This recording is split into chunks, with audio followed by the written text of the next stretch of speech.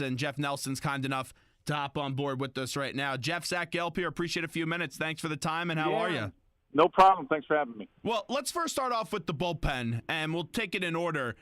Yankees, they go down in that game very early. Severino's out after only recording one out, and no one's thinking going into that game that Chad Green was going to have to be used in the first inning, but they needed him, and he comes into a tough spot, second and third, one out, and got two enormous outs that really did fire up that crowd and got the crowd back in it.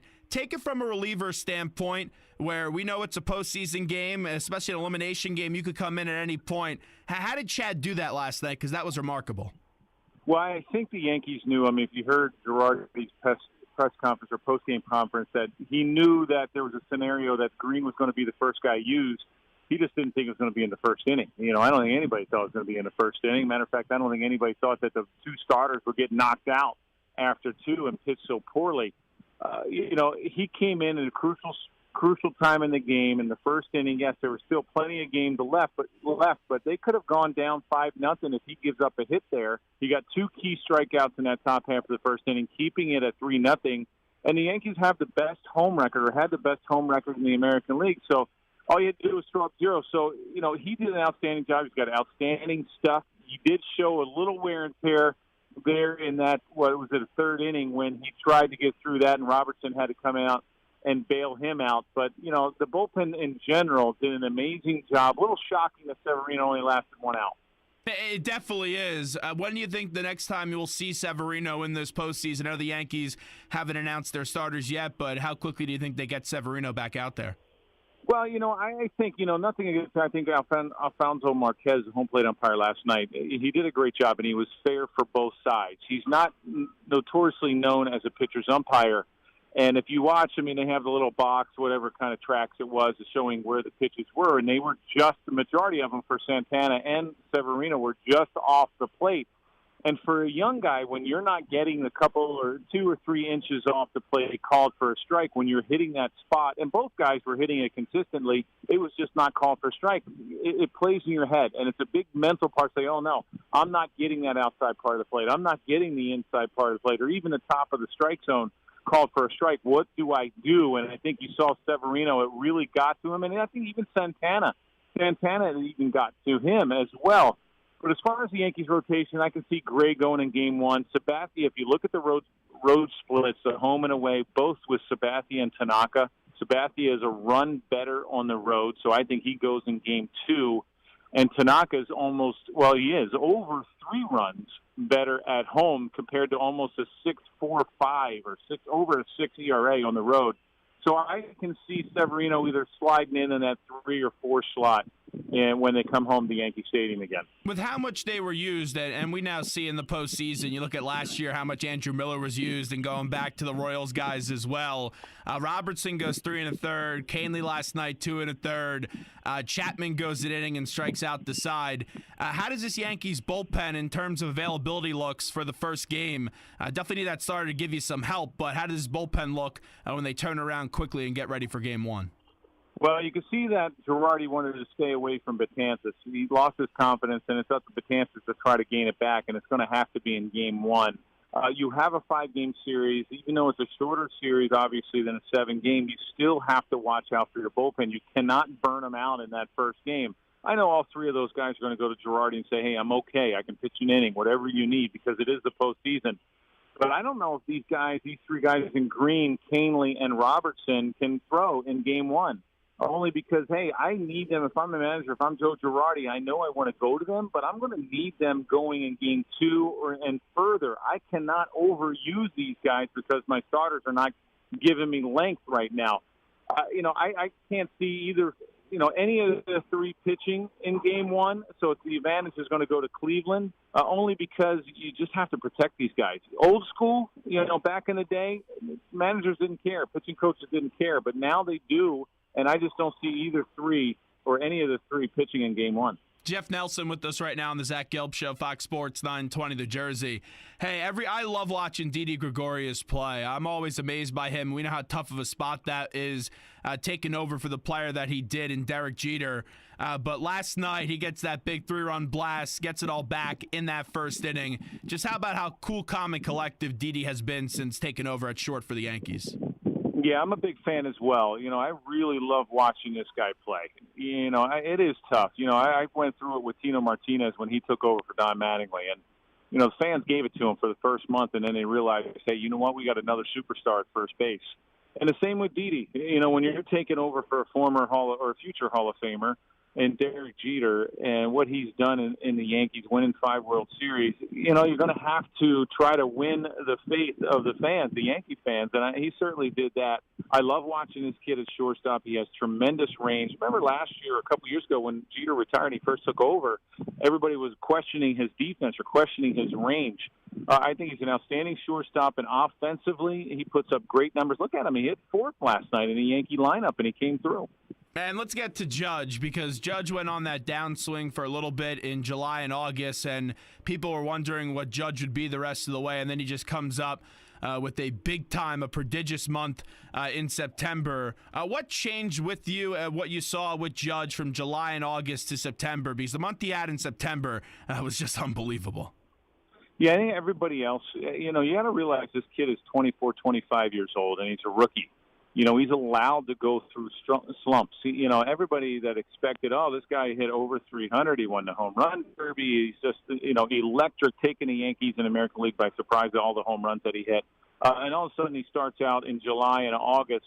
It was bad. But at the same time, for me, he's allowed to make those mistakes. He's allowed to have slumps. He took it in stride. Girardi did whatever he could to try to alleviate some of the pressure, moving him up and down the lineup, even giving him a couple days rest. I was like, Yankee fans are tough, and media is tough. They don't care if you're a rookie or not. They expect 100% all the time. And I think the biggest adjustment is he realized that, I'm not going to be perfect throughout a full season, that I'm going to go through some ups and downs. Yes, I had a tremendous second half, but I'm able to come back and I'm able to be selective. Yes, this guy struck out over 200 times, but he still hit 285, 286. You have a guy that strikes out that amount of times. You're talking about 230, 240, and they're like, oh, yeah, he's all or nothing. But he still gets his base hits. He still hits for average.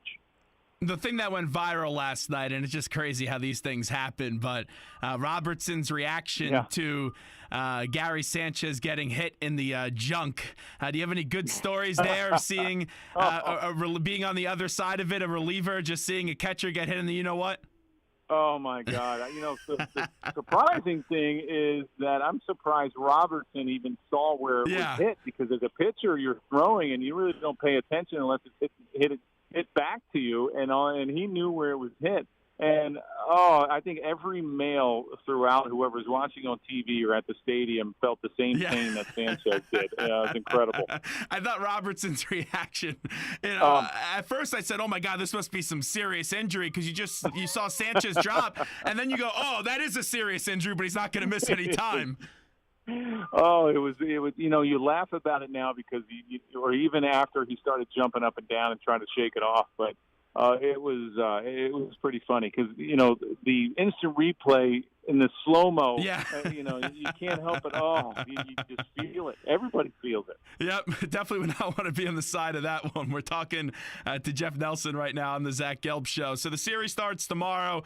Both ALDS games get going tomorrow, which should be a very fun side on the AL. Give me some thoughts on this Yankees-Indians matchup, where the Yankees are playing with house money, something they're not used to when being in the postseason. Well, obviously, I think everybody's saying, they didn't expect to be in the postseason. They didn't expect everybody picked them to finish maybe 4th in the AL East, but they're there. They had an incredible year, and I think in some ways they stack up well as far as their starting rotation. I'm a little surprised at how Severino threw in Game 1. I think Sonny Gray was a great pickup. They just can't score for him. I don't understand why. 8 of his starts, I think he gave up 2 runs or less and wound up getting the loss or a no decision. Tanaka, you have no idea, but Girardi's big on the book and big on the splits. I love CeCe Sabathia on the road. I love Tanaka at home. I think they can give Cleveland a run for their money, but you look at what Cleveland's about. You look at their bullpens. It's a toss-up between, if you're going to rank them, between the Yankees and the Indians. The Indians are going to have Game 1 favorite because of the way the wild card played out. Offensively, I think the Yankees can hang with Cleveland. The only thing that I question is their starting pitching. I don't know what you're going to get out of the Yankee starters. I think you know what you're going to get out of the Indian starters. Kluber is probably the Cy Young in the American League. He's going in Game 2. Bauer had a tremendous year. Carrasco is a strikeout machine. The advantage for the starting rotation is going to go Cleveland. It's going to be a fun postseason. It's going to be a fun DS. And can you imagine if the Yankees get through Cleveland and all of a sudden the Red Sox get through Houston, which nobody's expecting? It could be a Yankee-Red Sox ALCS again. It would be something. I don't think too many people would have had that one going back to the beginning of the year. I know I wouldn't have, because I didn't think the Yankees were going to make it to the postseason. That's what made this Yankees run so far so much fun. Since you brought up Girardi, though, and whenever there's a manager in New York, it's without – it's inevitable that the manager gets some criticism. I think the criticism over the last few years of Girardi is a little bit unfair, but hey, I get it. It's New York. Girardi, I thought, did a great job, though, last night, Jeff. I did, too. I think he's been tremendous as a Yankee manager. He's had to deal with the New York media, the New York fans, just the injuries itself. A lot of different personalities. New York is the toughest place to play, even though it is new Yankee Stadium, and it's a little bit easier than old Yankee Stadium, and Mr. Steinbrenner's not around. And I think the media is a little bit easier now. But he makes all the right moves. Everybody can question whatever he does. If he doesn't make the right move at the right time, or if he sticks with a player too long, whatever. But I think he's done a tremendous job. Give me a favorite playoff memory of yours. I know you have so many of them when you win 4 World Series and go to 5. But what's a favorite playoff memory that you have? Give me 1 or 2. It's New York when we played the Mets. It's always fun when we played interleague play against your crosstown rivals. I wasn't a big fan of interleague play, but when you're playing the Mets, it was a lot of fun because the city got into it. Subway Series in the World Series. That was the most amazing thing, just to watch the fans and how divided they were. Even neighbors. One was a Yankee fan. One was a Met fan. The Mets talking a little trash in the paper, saying, the Yankees are getting old. It's their time, and we wound up beating them in 5. That was my most favorite one. That's the ring that if I do wear one of the World Series rings, that's the one I wear. Do you like this wild card system the way it is right now? I know it's been going on for a few years. I happen to love it. I thought last night was entertaining, but where do you stand on that? I do. I absolutely love it. The only thing I don't like about it is the division winners wind up getting more time off, and I think it becomes a little tougher for the starting pitchers. You look at some of them like Verlander and Keuchel and Chris Sale, and those guys those guys get more than their regular day's rest. For relievers, it's fine. Sometimes when you have a hot hitter, it's tough to have 3 days off. But I love it. It keeps baseball interesting. It keeps the fans interested. It keeps the clubs. I mean, look at the American League wild card. Before the Twins, you had 7 teams that were vying for a spot that were within, I think, 3.5 games at one point. And you know what? This is what it's all about. This is why you have to win the division. The Yankees are at a disadvantage in Game 1 because of the bullpen usage in the wild card game. So that's what it's all about. You have to win the division and make an emphasis on it.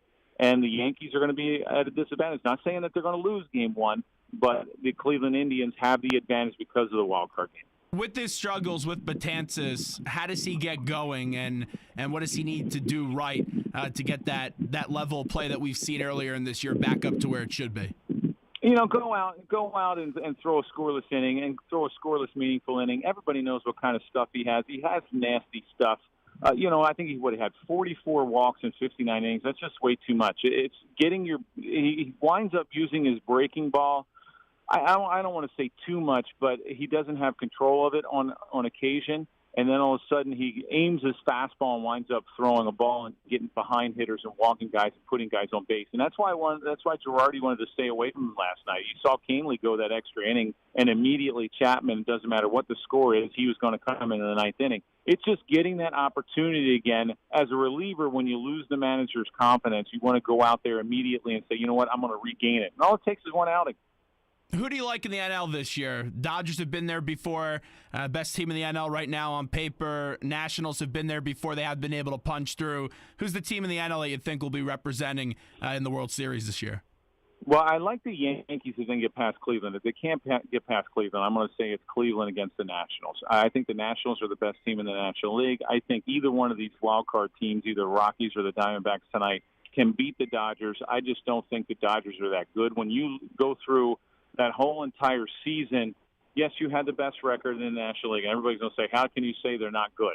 You don't lose 11 in a row. Everybody kept comparing them to the 98 Yankees. Oh, they're going to win 117 games. Well, you don't lose 11 in a row if you're that good. I know it's a different type of year because it is a postseason, but I think Arizona can beat them. I think Colorado can beat them, but I love the Nationals. I think the Nationals are the best team in the National League, so I think the Nationals and the Indians. If not the Indians, I think the Yankees go. Wrapping up with Jeff Nelson right now on the Zach Gelb Show. Staying in the NL East, we know the Mets and Phillies aren't anywhere close to going to that postseason this past year. But the Mets right now looking for a new manager. The Phillies looking for a new manager as well. As someone that covers a lot of the NL East with your work for Fox Sports, covering the Miami Marlins, just how do you view the state of the Mets and the Phillies right now? Well, I'm a little surprised at the players. I love Terry Collins. I know him well from the Dodger days. I had Dan Worthing, the pitching coach. It's a shame that he's not going to be back. He was my rookie pitching coach in Seattle. I thought he did a terrific job. Injuries really played a part in it for the Mets. I actually thought they were going to make a run at the NL East if they stayed healthy. I thought they had the best starting rotation in baseball or even the National League, but they didn't stay healthy. It's a little concerning when you have your players pointing fingers at the manager when you're the ones that go out on the field and perform and can't do the job. The manager's job is to give you every reason or every chance to succeed. So a little surprised at that. I think the Mets aren't far away. They have the money to go out and spend. I still think if they can get healthy, they can contend in the NL East. They're not far. They're not even in a rebuilding. They're just getting a new manager, getting a new voice. And they're right there as far as health. The Phillies are a different story, but they seem to think that, hey, if we can go out and make a couple trades, we may put some pressure on anybody that either the Nationals or the Mets in the East. It's going to be interesting. You have both high level pressure places, maybe Philadelphia a little bit more because the fans are a little bit tougher on their players than even in New York is shocking, but it's both places are good. The Mets are going to be a better job for a manager because they're going to contend in 2018. Staying with inside the division, and let's get to your prodigious home run hitter in Miami, which we don't know if he's going to be staying in Miami for that much longer. Giancarlo Stanton, what happens with that situation since you're so close to it? Well, Jeter and the new ownership group took over, and I love the comment that he said he wanted sustainable success. They won in '97 and then broke up the team, and they were terrible for a while until 2003. They won again, and then they broke up the team. He wants to see this organization win more consistently, and the only way to do that is you're going to have to rebuild in a way. I've seen this team and covered this team for 2 years. They don't have pitching. Their pitching is really bad. Even if God bless his soul, Jose Fernandez that passed away, even if they had him, they still would not be able to contend because you have one guy and four number fives. So they're going to wind up trading Yelich and Ozuna and possibly B. Gordon. And, if they can move Stan comes out and says, oh, you know what, I'm not in a, I didn't sign here for a rebuild. If he can waive his no trade clause and you can get somebody to bite, then you know what, more power to him. The only way to sustain winning and to be more consistent is to rebuild your minor league system and to rebuild your pitching. And that's what the Marlins are going to have to do. How do you think Jeter will be as part of this ownership group, and why was he intrigued with this situation? Guy made a lot of money in his playing career, and he's going into a very tough role right now with the Miami Marlins. Well, it's a challenge for him. He's learned a lot from Mr. Steinbrenner with the Yankees. I think he's always wanted to be involved in an organization and own a team. I'm sure he would have loved to own a little bit of the Yankees, and that's where his heart and soul is, but he's gotten this opportunity down in Miami. He knows what he's doing. I have always considered him as probably the smartest baseball player I've ever played on the field, and I think he can carry that over into the ownership part. He knows what he's doing, and he's learned from, I think, the best in Mr. Steinbrenner. It's just a matter of what kind of funds they're going to have, the people that he surrounds himself with, and I think the minor league instruction. He said it's all about rebuilding and retooling and making their team and making that organization more consistent. They don't have anything as far as pitching, or you would have seen it in the big league level, and they just are really short in that area. And his I guess smarts or his brain or his thoughts.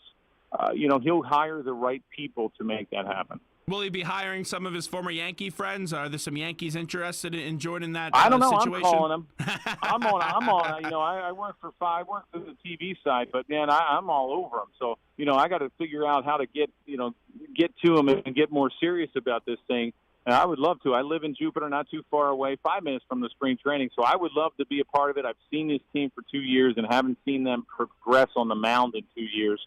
And I would love to be a part of it. I'm sure he will. You have a lot of world champions that he's played with. What would you want to do? I would love to be the pitching coach. I see these guys. I've never wanted to coach before, but I'm doing the TV and doing pre and post, and I watch these guys, and I watch how they just do not seem to progress in the right way. They always seem to make the same mistakes.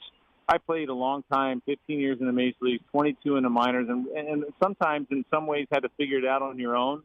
And playing in the toughest city in all of sports in New York, mentally you figure it out as well. I would love to help these guys. I would love to see these guys succeed. Hey, I'll ask you one more thing as we wrap it up with Jeff Nelson, who was great with us today on Fox Sports 920 The Jersey, as he is each and every time he joins us.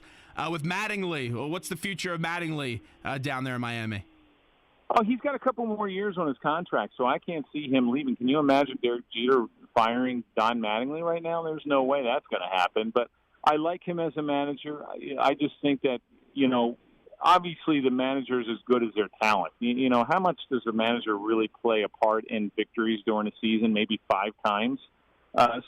He puts the right guys. Yeah, they have a terrific offense, but it's a shame that they're going to probably wind up breaking that up. He keeps his job. I think he is a good communicator. This guy was an outstanding hitter in baseball, and I'm sure he helps out these hitters and helps out the team. He's going to spend his 2 years there. It's a rebuilding process. He's all on board for it. He even came out and said, hey, you know what? I'm all on board for a rebuild. Jeff, great stuff as always. Thank you so much. Have a great day. Okay, you too. Thanks for having me.